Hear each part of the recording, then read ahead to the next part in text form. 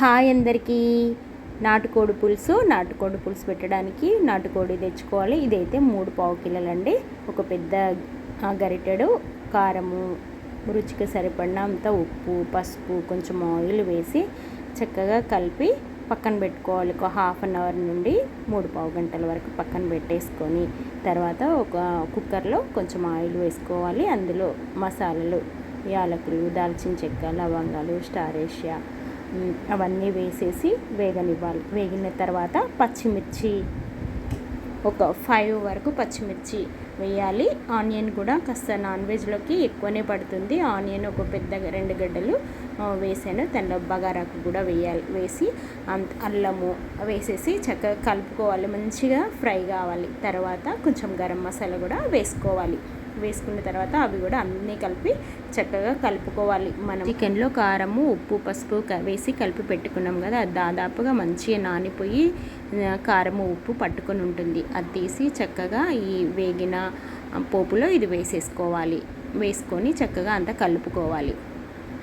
ఎంతైనా non veg taste వేరు కదా, అందులో మళ్ళీ నాటుకోడి అంటే చాలామంది ఇష్టపడుతూ ఉంటారు. ఇదంతా కలిపేసి చక్కగా కలిపేసి పైన ఒక ప్లేట్ పెట్టాలి. ఆ ప్లేట్ పైన కొంచెం వాటర్ వేయాలి. ఈ వాటర్ అంతా వేడయ్యి ఆవిరిలాగా కిందికి వచ్చి వాటర్ అంతా వస్తుంది. దాంతో చికెన్ మంచిగా ఉడుకుతుంది. ఉడికింది చూడండి, చక్కగా ఉడికింది. అప్పుడు ఒకసారి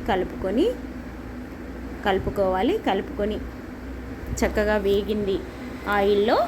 బాగుంది కదా, చూడడానికి చాలా సూపర్గా కనిపిస్తుంది కదా. చికెన్ కలిపిన గిన్నెలోనే వాటర్ పోసేసి ఈ వేడి వాటర్ కూడా అందులోనే పోయాలి. ఇంకొన్ని ఒక చిన్న గ్లాస్ ఏం కాదు, మంచి పెద్ద గ్లాసే పోసాను. పులుసు కావాలి కదా, అంతే. ఇంకా వేరే వాటర్ కూడా కొన్ని పోసాను. నాటుకోడి కొంచెం పులుసులాగా ఉంటేనే చాలామంది ఇష్టపడతారు. అందుకని కొంచెం వాటర్ ఎక్కువే పోసుకోవాలి. ఇంకా కుక్కర్ పైన మూత పెట్టేసుకొని 4 విజిల్స్ వచ్చేలాగా ఉడికించుకోవాలి. 4 విజిల్స్ వచ్చాయి చూడండి, ఉడికింది. దాదాపుగా మొత్తం ఉడికిపోయింది. అంతే. ఇప్పుడు మళ్ళీ ఒకసారి స్టవ్ ఆన్ చేసుకుంటే మళ్ళీ కొంచెం వేడెక్కుతుంది. అప్పుడు కొంచెం కొత్తిమీరను పుదీనా వేసుకొని ఉడికింది చూడండి, మొత్తం ఉడికిపోయింది. కొత్తిమీరను పుదీనా వేసుకొని ఉడికింది. కొత్తిమీర పుదీనా వేసుకొని దించుకొని చక్కగా అన్నంలోకి, పుల్కాలోకి, చపాతీలోకి చాలా చాలా టేస్టీగా ఉంటుంది.